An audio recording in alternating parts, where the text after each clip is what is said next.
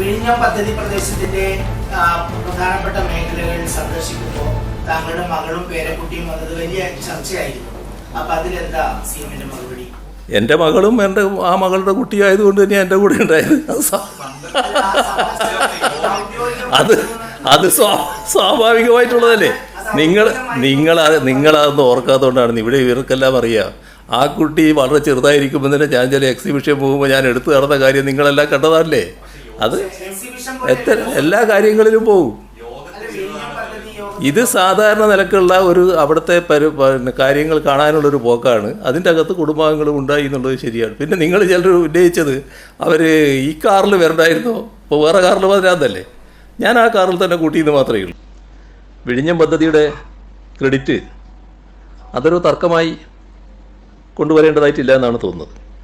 ഈ ക്രെഡിറ്റ് നമ്മുടെ നാടിന് ആകെയുള്ളതാണ്. ഇതിൽ ഞങ്ങൾ ചെയ്യേണ്ട കാര്യങ്ങൾ ചെയ്തു എന്ന ചാരിതാർത്ഥ്യം ഞങ്ങൾക്കുണ്ട്. അതാണ് ഞങ്ങൾക്കാകെയുള്ളത്. ഇവിടെ കല്ലിട്ട് എന്തുകൊണ്ട് മാത്രം കാര്യങ്ങളാകെ പൂർത്തിയാകില്ല. ഇപ്പോൾ കപ്പലോടുന്ന അവസ്ഥയിലേക്ക് എത്തിയല്ലോ. അത് നമ്മൾ കാണണമല്ലോ. എല്ലാവർക്കും ഇതെല്ലാം അറിയാവുന്നതാണല്ലോ.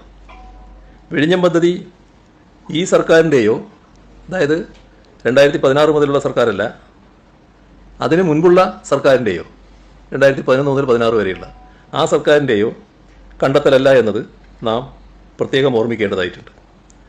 ഇത് പതിറ്റാണ്ടുകളായി നമ്മുടെ നാട്ടിൽ തുടരുന്ന ഒരു പ്രക്രിയയുടെ സാക്ഷാത്കരണമാണ്.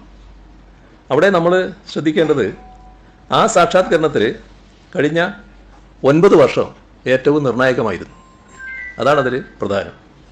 ആ 9 വർഷത്തിൽ 2016 അധികാരത്തിൽ വന്ന സർക്കാരും ഇപ്പോഴുള്ള സർക്കാരും ഉചിതമായ കാര്യങ്ങൾ ചെയ്തു. അത് ക്രെഡിറ്റ് നേടുന്നതിന് വേണ്ടിയല്ല, നമ്മുടെ നാട് മുന്നോട്ട് പോകുന്നതിന് വേണ്ടിയാണ്. അറിയാലോ, ഇതുമായി ബന്ധപ്പെട്ട് ഒട്ടേറെ തർക്ക വിഷയങ്ങൾ നേരത്തെ ഉണ്ടായിരുന്നല്ലോ.